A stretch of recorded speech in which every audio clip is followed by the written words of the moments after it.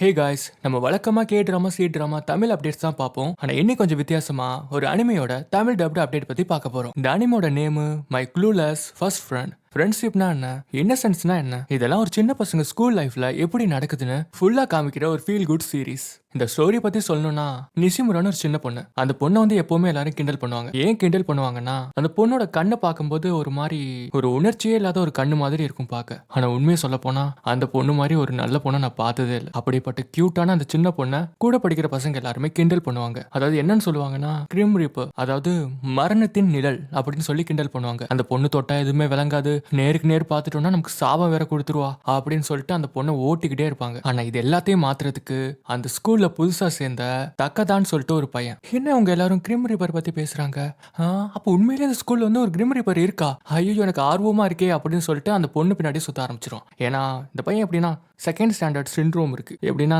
இந்த உலகத்தை நான் தான் காப்பாற்ற போறேன், இந்த உலகத்துல மந்திர சக்தி இருக்கு, அந்த சக்தி இருக்கு, இந்த சக்தி இருக்கு, மாயாஜாலங்கள் இருக்கு அப்படின்னு நம்புவோம்ல. முன்னாடி டோரிமான் பார்த்துட்டு புலம்பிட்டு தெரியும்ல, அந்த மாதிரி ஒரு கேரக்டர். ஆனா ரொம்ப ரொம்ப பாசிட்டிவான ஒரு கேரக்டர் இந்த பையன். நீங்க உதாரணத்துக்கு புல்லிங்னா என்னன்னு தெரியுமா தம்பி உனக்கு அப்படின்னு கேட்டீங்கன்னா, புல்லிங்கா சாப்பிட்ற பொருளா அப்படி கேட்க மாட்டான், என்னன்னு தெரியாது. அந்த மாதிரி ஒரு நல்ல ஒரு பாசிட்டிவான டைப். நீங்க என்னதான் மோசமா பேசினாலும் அதை ஒரு மாதிரி பாசிட்டிவா எடுத்துக்கிற ஒரு டைப். நீங்க இந்த சீரிஸ் பாருங்க, உங்களுக்கு இந்த பையனை ரொம்ப பிடிச்சிரும். எல்லாருமே சொல்லுவாங்க அவ கூட போய் சேராத, உனக்கு சாபம் கொடுத்துருவா வச்சிருவா. அப்படியா, எனக்கு சாபம்னா ரொம்ப பிடிக்கும், எனக்கு கொடுக்கட்டும், எனக்கு சாபம் கொடுக்கட்டும், எனக்கு சாபம்னா ரொம்ப பிடிக்கும் அப்படின்னு சொல்லிட்டு அவ பின்னாடியே சுத்த ஆரம்பிச்சிருவான். நீ அவ கூடயே சுத்தினா அப்புறம் நீயும் ஒரு கிரிம் ரீப்பர் ஆயிடுவா. இன்னும் நானும் கிரிம் ரீப்பர் ஆயிடுவேன், அப்ப அது இன்னும் சூப்பர் அப்படின்னு சொல்லுவான். இந்த பையன் அந்த பொண்ணோட வாழ்க்கையில வந்ததுல இருந்து அந்த பொண்ணோட வாழ்க்கை கொஞ்சம் கொஞ்சமா மாற ஆரம்பிச்சிடும். முன்னாடி எல்லாமே மூடியா ரொம்ப சோகமா யாருமே இல்லாத மாதிரி இருக்கும். ஏன்னா அப்படிதான் நடத்துவானுங்க அவனுங்க. இப்போ வந்து சொல்ல போனா அங்கே கேஃபேட்டேரியா இருக்கும், அங்கே வந்து மதியானம் லஞ்ச் வந்து அங்கே ஸ்கூல்லே ப்ரொவைட் பண்ணுவாங்க. இந்த பொண்ணு வந்து பரிமாறுவாண்ட சர்வ் பண்ற டைமிங் வரும். அப்போ வந்து எல்லாரும் சொல்லுவாங்க,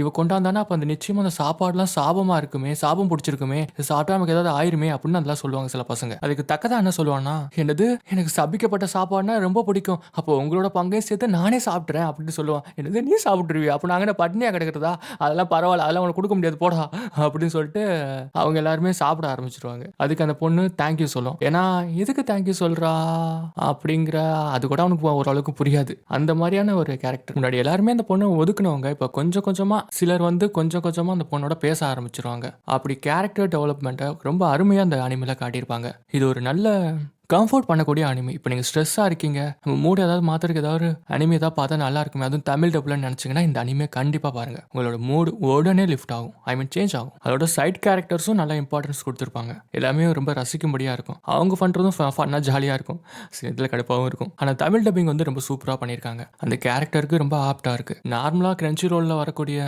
சொல்ல மறந்துட்டல, இந்த அனிமே வந்து எங்கே ரிலீஸ் பண்ணியிருக்காங்கன்னா கிரன்ச்சி ரோலில் வந்து ரிலீஸ் பண்ணியிருக்காங்க தமிழ் டப்டில். இதோட ரேட்டிங் பார்த்தீங்கன்னா மை அனிம் லிஸ்ட்டில் 7.5 கொடுத்துருக்காங்க. மொத்தம் 13 எபிசோட்ஸ் இருக்கு. கிரன்ச்சி ரோல்ல வந்து பொதுவாக ஒரு 10ல் 2-3 வந்து டப்பிங் சொதப்பிடுவாங்க. ஆனால் இந்த அனிமில் பக்காவாக இருக்குன்னு சொல்லுவேன். ஏன்னா வந்து இதில் நிறைய நீங்கள் சிமிலரான உங்களுக்கு ஃபெமிலியராக இருக்கும்ல, சின்ன வயசுலேருந்து அனிமே கார்ட்டூன்லாம் பார்த்துக்கிட்டு இருந்தீங்கன்னா அதில் பேசியிருப்பாங்கல்ல ஆர்டிஸ்ட் எல்லாம், அவங்களாம் இல்லை நிறைய பேர் உங்களால் கண்டுபிடிக்க முடியும். முக்கியமாக சுனியோக்கு பேசினாரு, அவர் இருக்காரு.